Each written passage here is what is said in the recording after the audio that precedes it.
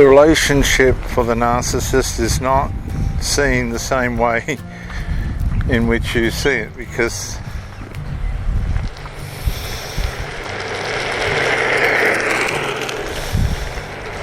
can't hang. Come on. Because the narc has all sorts of fears and things going on the inside, insecurities and jealousies and things that will not allow them to commit properly in a lasting and sustainable way. They deal with lust, attacking the mind at all different levels and deceiving the mind, changing the course of their lives, like a dice being thrown into a gambling ring. There's no permanency with the narcissist, because the narcissist has too much stuff in their life that has not been concluded, that has not been dealt with. And so this leaves anybody that comes across their path as just a journey. And it doesn't matter how good that person is, or sometimes the very committed end up very broken and ruined very quickly from the narcissist, because the narcissist can act very swiftly in their devaluation.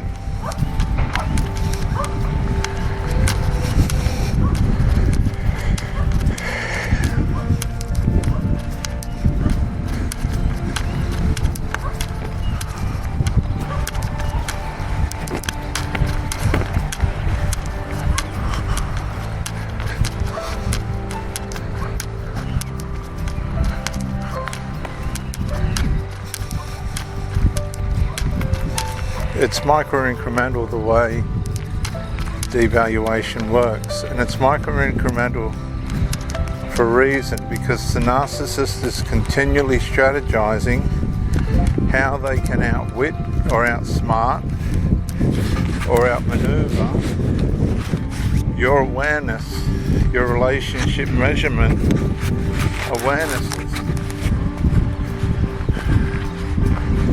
Because you'll be measuring the narcissist's performance, and they'll know it. And as you come in for the confront, to fix things, to hasten things that the narcissist should be well aware of, and on top of immaturities that they keep pushing.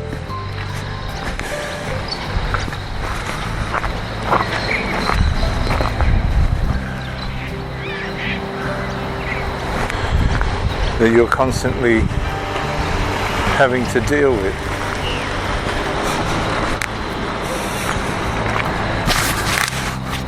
Things that they know are wrong, but by compulsion can't help themselves in returning to and allowing to manifest in the relationship.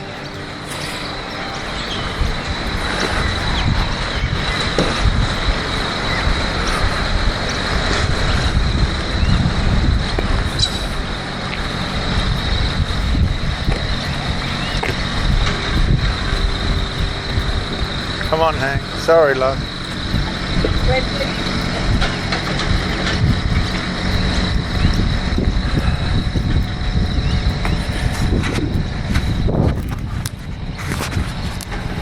And it's these immaturities that cause trauma, because people that are developed, that have made a genuine effort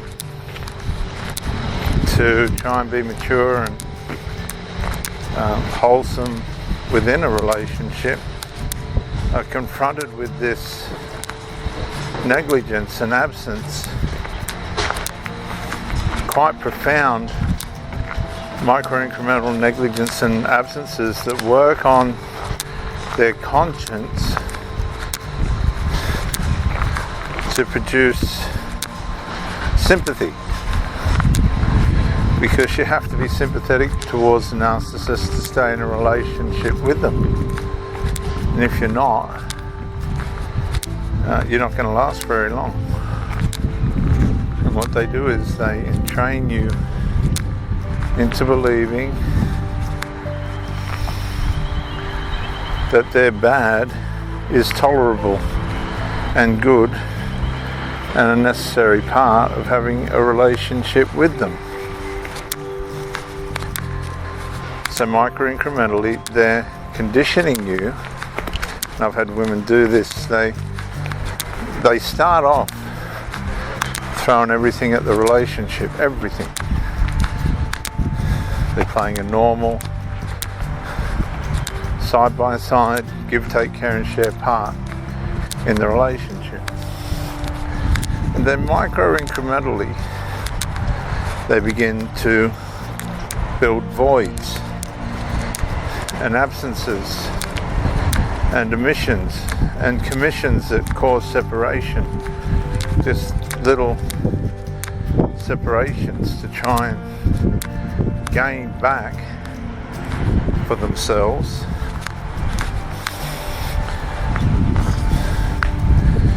their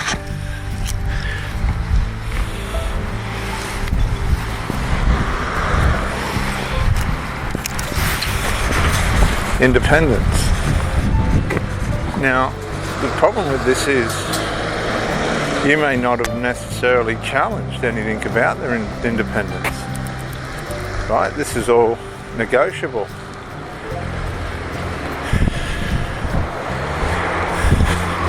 But the narc's covert. This is all happening covert. They don't want to negotiate because they know that an element of what they're doing is wrong. They know that it's going to be challenged and confronted because you're not the first rodeo. This is an innate desire that they have to try and undermine the fabric of a good and proper relationship. This is what they do. It's innate.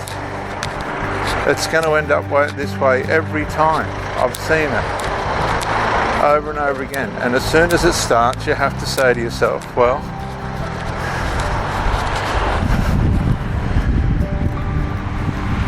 how much of this am I going to be able to tolerate? Because it's aggravating you from the outset. It's upsetting you from the outset. But our devotion, loyalty, faithfulness and commitment and determination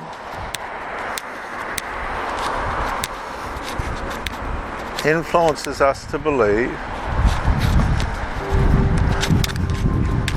that everything can turn around. It's like the tide's running out and then it comes to the top of the tide and everything stops, and you'll see everything start to swirl around as the in tide meets the run out tide and everything starts to change. And you've got to the top of the tide and now the tide's starting to run out. Come here please, here. Hang on, sorry viewers. Hang.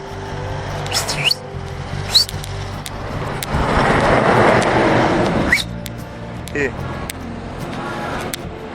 And as the tide runs out, that's the narcissism's begun. Because it won't stop running out. The confrontations will become regular. If it's not about this, it's about that. If it's not about that, it's about this. It'll be one thing after another as the narcissist tries to manifestly devalue the relationship.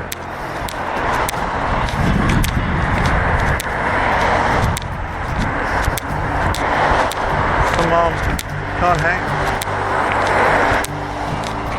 So now you've got this tussle going on. There's a division. Jesus said a house divided will not stand. And it's covert. So now you've got this covert division going on. And you're wondering to yourself, you're saying to yourself, well, how has this come to this? Why is this wonderful person that was alongside me now doing whatever they can to find space and opportunity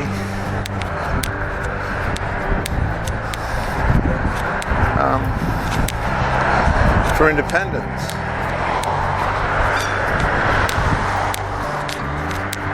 Which all could have been negotiated, all of it. But this is how the covert narcissist works. They push and they test and they measure how much they can put over you.